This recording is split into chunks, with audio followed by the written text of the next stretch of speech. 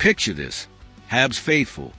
Thursday delivered one of the most chaotic, most revealing, and most consequential days in recent Montreal Canadiens trade history. The rumor mill didn't just spin. It exploded. And when the smoke began to clear, two blockbuster names had emerged from the wreckage of deadline negotiations that came agonizingly close to reshaping our entire forward core.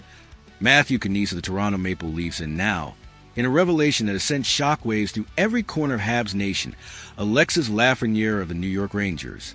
Two different teams, two different negotiations. One relentless organizational pursuit of the elite top six winger that Kent Hughes knows this roster desperately needs. Let's set the scene with the intelligence that insider Frank Seravalli has now brought into the public conversation. While the hockey world was consuming every detail of the reported blockbuster discussions with Toronto involving Matthew Knies, a parallel story was quietly developing on the other side of the Hudson River. According to Seravalli, the Montreal Canadiens and the New York Rangers were actively working on a deal that would have sent Alexis Lafreniere, the first overall pick of the 2020 NHL Draft, a 24-year-old winger whose ceiling remains one of the most debated topics in the entire league, to Montreal. This wasn't casual tire kicking. This was a substantive negotiation with a reported package attached, a package that tells us enormous amounts about how Kent Hughes is thinking about roster construction this summer and beyond. Let's examine the reported structure of this potential deal, because the components reveal a fascinating strategic logic. The package Seravalli identified included a first-round pick, a prospect, and Patrick Lane. The Lane inclusion is the element that immediately captures the analytical eye, with Lane set to become an unrestricted free agent this summer.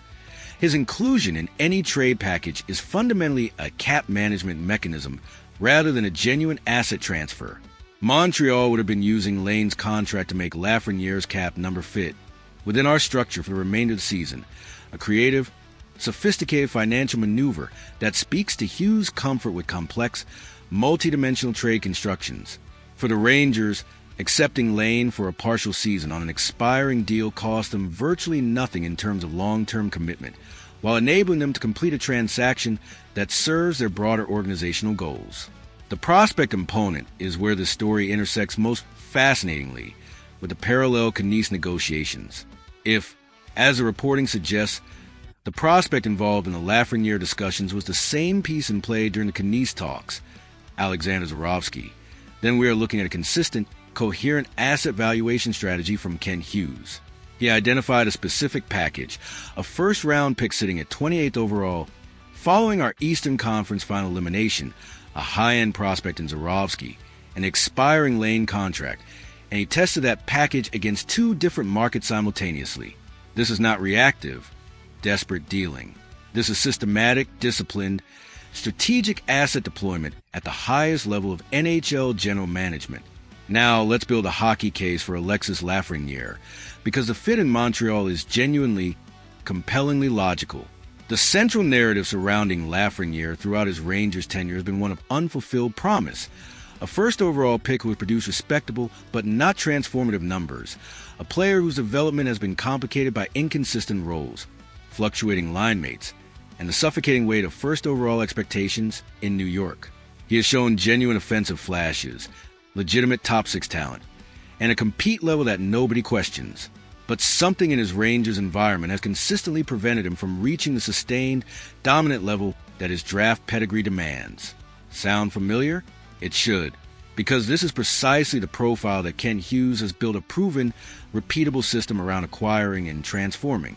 Alex Newhook, Kirby Dach, Zachary Bolduc, players whose talent was never genuinely in question, but whose circumstances, wrong system, wrong line mates, wrong organizational fit, prevented them from performing at their ceiling.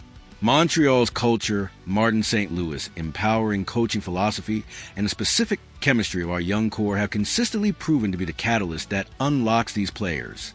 Lafreniere, at 24 years old, with his skating, his shot, his physical game, and his undeniable competitive drive, fits this template almost perfectly.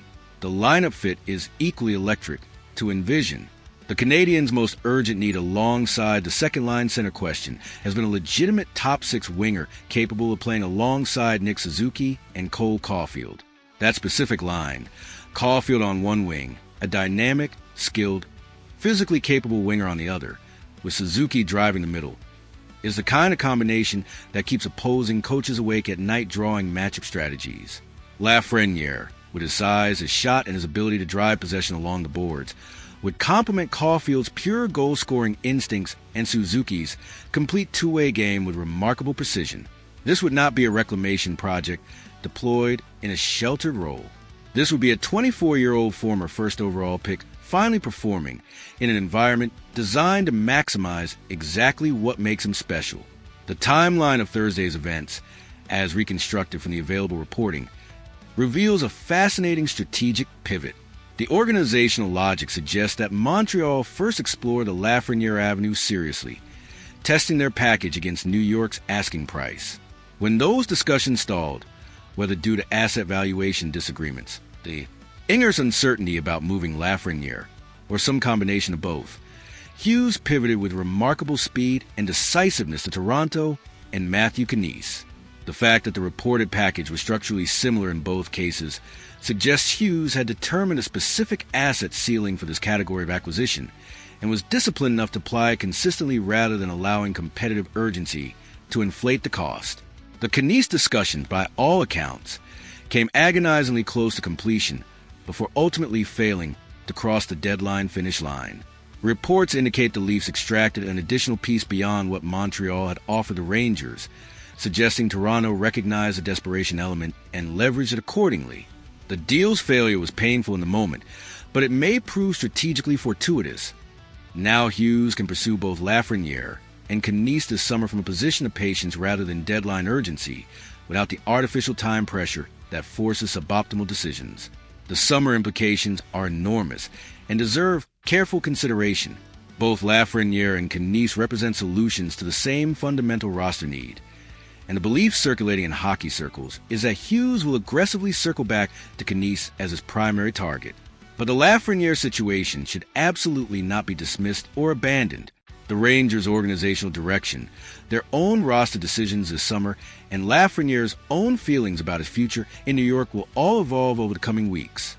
If New York concludes that moving Lafreniere serves their long-term interests, and if Lafreniere himself determines that a fresh start in Montreal represents the opportunity he needs to finally fulfill his first overall potential, the conversations that stalled at the deadline could resume with renewed energy and greater organizational alignment. The 28th overall pick, now confirmed following our Eastern Conference final elimination, remains a meaningful but not crippling asset at this price point. Hughes must evaluate carefully whether the same package that failed at the deadline is the right offer in the calmer, more patient environment of the off-season market, or whether adjustments in either direction better serve our interests.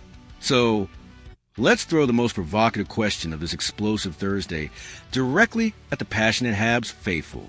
Kent Hughes was simultaneously pursuing Alexis Lafreniere and Matthew Knies at the trade deadline, applying a consistent asset package to both situations. Now that summer has arrived and both players remain available, which pursuit should be Hughes' absolute top priority?